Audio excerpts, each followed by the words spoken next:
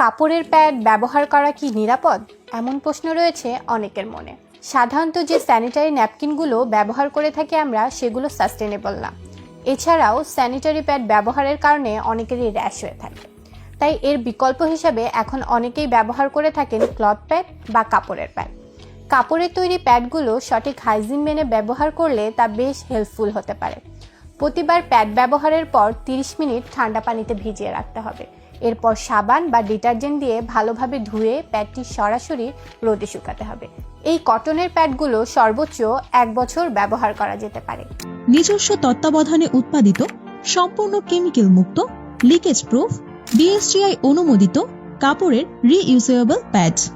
আমাদের প্রতিটি প্যাড আপনি সর্বনিম্ন 1 বছর ব্যবহার করতে পারবেন, যার মাধ্যমে আপনার প্রতি মাসে প্যাড কেনার ঝামেলা, অতিরিক্ত অর্থ নষ্ট এবং বিভিন্ন ধরনের স্বাস্থ্য ঝুঁকি থেকে সম্পূর্ণ নিরাপদ থাকতে পারবেন ইনশাআল্লাহ।